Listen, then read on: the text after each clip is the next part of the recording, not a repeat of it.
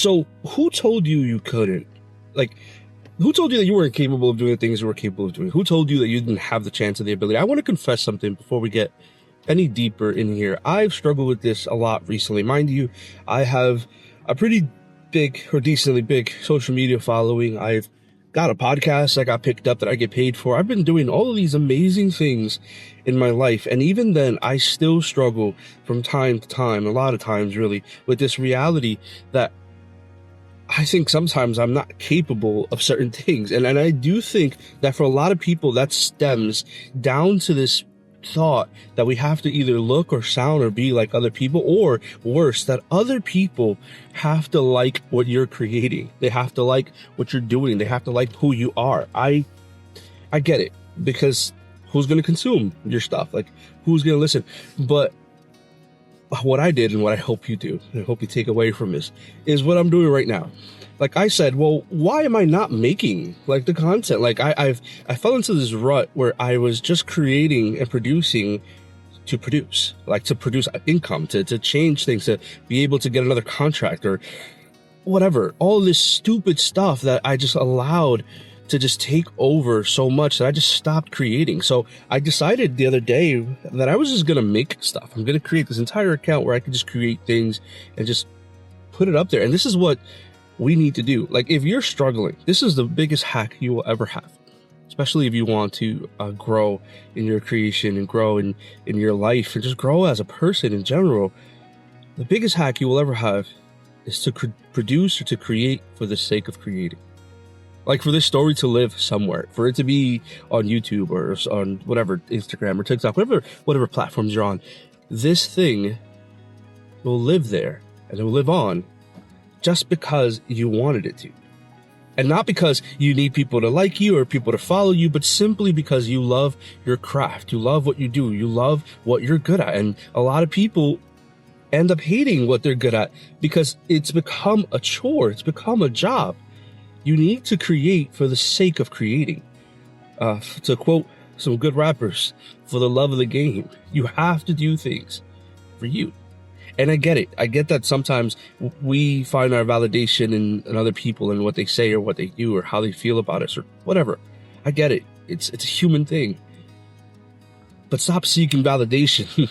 Start seeking to create. Start seeking your heart. Start seeking to put those things out. Because even if you're not good, like I was gonna say, even if you're good, but even if you're not good, even if you're not talented at these things, but you want to be, the only way you become good is by repetition, is by putting those reps out, by creating and producing and making. So my goal here is this. I'm going to vlog because I believe that I have a lot to share.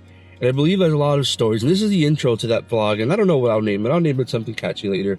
And you know what? I'm going to dispel. Well, maybe not. I don't know. I don't know what I'm going to do yet, surely. But I want to start being like really creative, like adding cuts and stuff like that. And maybe I did already. I don't know. We'll find out. This is pre-edit ideas.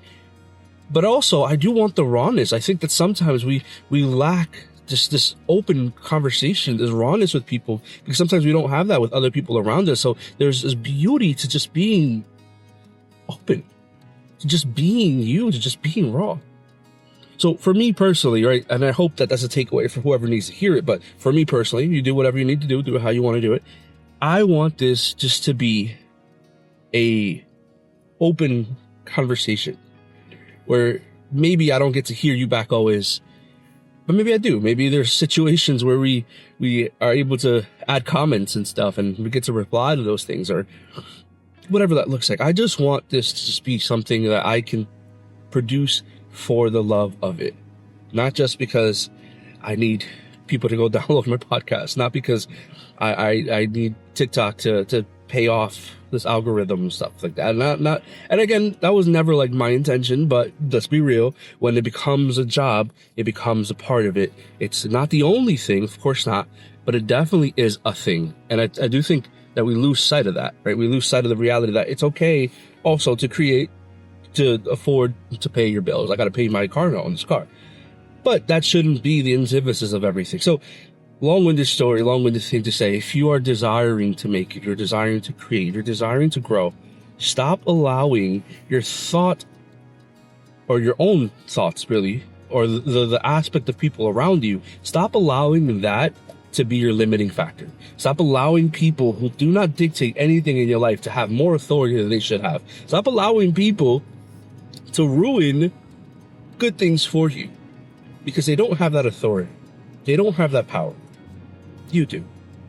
At the end of the day, the only person that you need to answer to, other than God, is yourself. And if you're going to continue to allow people to stifle your creativity, to allow people to not let you be you, nothing good is going to come from that. So, hopefully this vlog series that we're going to start is good. I'm going to hold myself accountable for this too. Because I want to really, really, really live what I preach. Not just say things, but really live them. And that's hard sometimes because it's easy to say things, right? We can see what things are objectively good or objectively bad, and we can say it, but what are we doing about it? So this is me doing something about it. And I hope that you're going to do something about it. We'll check you on the next one. So we're going to start this new series completely off of the DJI Nano and in my car, right? We're going to, kind of do that. So let's see what this looks like right here. Hopefully I'm still in frame. In mind frame, I'm in frame. Okay, so the reason you procrastinate. I am a chronic procrastinator, and that is something that I've struggled with for some time. Not because I'm not capable, but because sometimes it's just not motivating to do the things that we need to do. And one thing I've learned I never want to say a retired procrastinator because I feel like I still procrastinate, still fall into certain things, certain habits. But one thing that I did learn was that for a long time, I would use a lot of things to make excuses for my procrastination. So I would say that the reason that I don't do something is because I'm not good at it, or because I'm just too tired, or because there's 1,001 excuses. And there are actually 3 things that I'm going to give you that actually are amazing that I do to this day. Now, I want to be clear, and obviously there's certain things that I'm still working on in my life. Just because we know these things and because we're aware of them doesn't mean that we instantly become better. Like, you don't just wake up tomorrow and that's the end of your procrastination. That's the end of your lack of self-love. That's the end of, it's not instantly gone. However, there's something powerful about being aware of the things that you need to change. There's something powerful about knowing that there is a method or a way for you to do this thing. So that's the ultimate goal here, right? It's the reality that we need to, become aware of these things and then be able to address them and change them accordingly. So for me, it was easy to say that I was not ready for something. It's not perfect. I'm not good at it. I don't know how people are going to take it. All that stuff. I mean, it's easy to procrastinate because it's easier to choose a thing that doesn't require any movement. And we do that with everything in our lives. We choose the thing that doesn't actually require us to be uncomfortable. The reason most of us procrastinate is comfort, because we become comfortable. And let's take the simplest thing, my room. My room right now is actually a mess. And that's because I prioritized other things over that thing. But however, it's not a difficult thing. It's not something that is insanely hard for us to do. But what we do is that we in our mind, we prioritize things that are going to take us away from a simple task, because the simple task requires you to do something. Like, you have to get out of your comfort zone and get up and go move something, and go change something, or go do something about it. We don't want to do it because it's easier to just stay afloat than it is to go against the current. So those tips, those things that I've learned that help me stop procrastinating, that helped me actually do the things I needed to do. And maybe it's not perfect all the time, but it's definitely significantly better than what it used to be. One, the moment I think about it, I do it. This is a easy one and a tough one too at the same time, because we procrastinate because we ruminate over thoughts and we let them linger, but we don't actually do the task. So we'll say, when I'm gonna have time later, I'm gonna do this. I'm going to wait until X, Y, and Z is done before I can do that. What you do is that you create an excuse as to why you're not doing this thing now. And we procrastinate in a way where it's trying to justify by everything else than it is by actually accepting the thing. And when I say do it the moment you think about it, because the moment you think about it is when your brain is actually engaged mostly. And if you don't do it in that instant, you'll probably never do it. I mean, you might do it like later on, and you're going to hate yourself because you're procrastinating so long. But if you react in that moment, the moment the thought comes in, you just do it. You've allowed this habit to be built that every time you think about something, you just take action. And it's a habit that has to be built. It's not something that today you're going to do it and then never do it again for another month. And then, you just think, oh, this is going to click. No, it's every time there's something I have to do. If I just do it, it's going to change and affect everything. So the moment you think about the moment the thought pops into your head that this has to get done, you get up, you go do it. It might suck at first, it might take some getting used to, but the moment this becomes a habit, it alters everything. Again, maybe you're not perfect at it, but it's a lot easier for you to actually start to remind yourself to love yourself more. A lot of times we procrastinate in certain things, like even the physical. We procrastinate in certain aspects of certain things because it's easier to not love ourselves more. What I mean by that is that you don't do the things that will serve you best in lieu of the things that are easy to do. The things that serve you best typically aren't super easy. I mean, there are some, right? We can't paint them all with the same brush, but most things that are good for us are hard to do. So going to the gym, it's hard to do until you become a habit, right? So we pattern. Eating well, it's hard to do until it becomes a habit, until it becomes a pattern. Showing up financially for yourself and learning how to manage your money is hard to do until it becomes a habit and a pattern. All these things are built up by you understanding that you need to love yourself more in it, not love the easy thing.